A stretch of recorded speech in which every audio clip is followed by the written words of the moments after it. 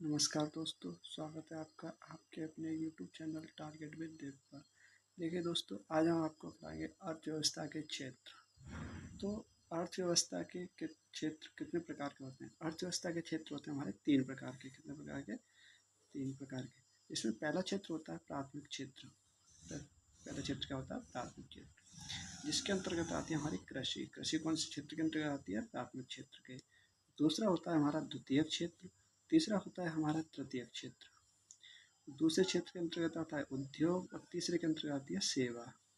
सेवा यानी जैसे सेवा क्या होता है? जैसे डॉक्टर है, वो हमें सेवा देता है जैसे दवा के रूप में। तो लेकिन सेवा के लिए वह कुछ हमसे फीस लेता है डॉक्टर।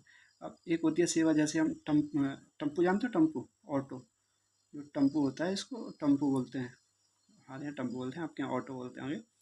जो ऑटो में बैठकर हम कहीं दूसरी जगह गए, तो दूसरी जगह हम गए तो हमने उसे कुछ पैसे दिए, लेकिन हमने उसका ऑटो थोड़ी लिया है। उसके रूप में हमने उसे सेवा ली है थोड़ी सी, क्योंकि हम एक जगह से दूसरी जगह गए तो उसके रूप में हमने उससे क्या ली? सेवा। उसने हमें क्या दी? सेवा दी।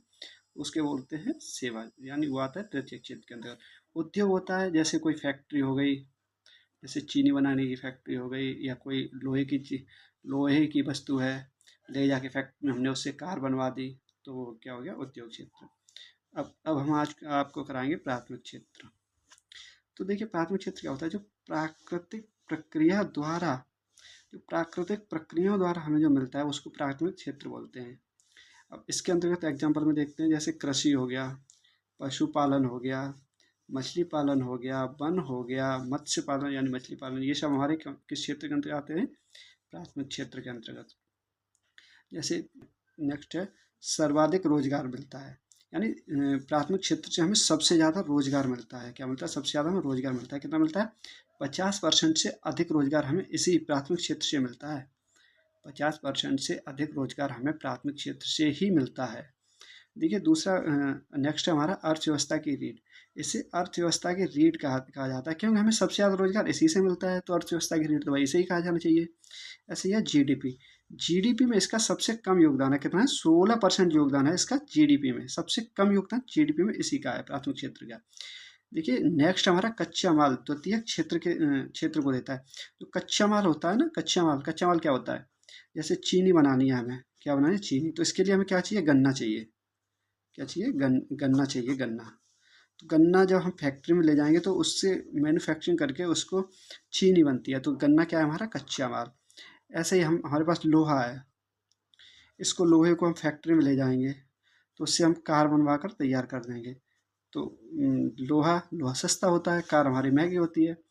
तो जब लोहे को कुछ मैन्युफैक्चरिंग करके हम जब कार बना देंगे तो लोहा हमारा क्या हुआ? कच्चा माल। इसी प्रकार जो भी सबसे पहले उत्पादित होता है वो कच्चा माल होता है। उसके बाद मैन्युफैक्चरिंग करके कुछ दूसरी वस्तु बनाई जाती है उनसे, उसको कच्चा माल कहते हैं। जैसे हमारे पास होता है रेशम। रेशम होता है, इससे हम क्या बनाते हैं? वस्त्र। तो ये रेशम हमारा क्या है? कच्चा माल। तो इसी प्रकार आज हमने आपको प्राकृतिक क्षेत्र कराया है, कल आपको द्वितीय क्षेत्र कराएंगे, परसों तृतीय क्षेत्र कराएंगे। ऐसे ही सारे हम करा देंगे। ऐसे ही शॉर्ट्स नोट्स के लिए ऐसे ही शॉर्ट नोट्स हम कराएंगे आपको। इसी के थ्रू आपको पूरा इकोनॉमिक्स करा देंगे। देखिए, इकोनॉमिक्स का रोल हमारे एग्जाम में सब बहुत ज़्यादा होता है। कम से कम एसएससी का पेपर उठाएं हम, तो एसएससी में जीडी का ले लें हम, जीडी के पर्पज से कर रहे हैं अगर, तो जीडी में हमारे 3 से 4 क्वेश्चन हमारे इकोनॉमिक्स से ही आते हैं। चलिए दोस्तों, अगर आपको वीडियो अच्छी लगी हो तो वीडियो को लाइक करें, चैनल को सब्सक्राइब करें और नीचे एक अच्छा सा कमेंट करें। धन्यवाद दोस्तों।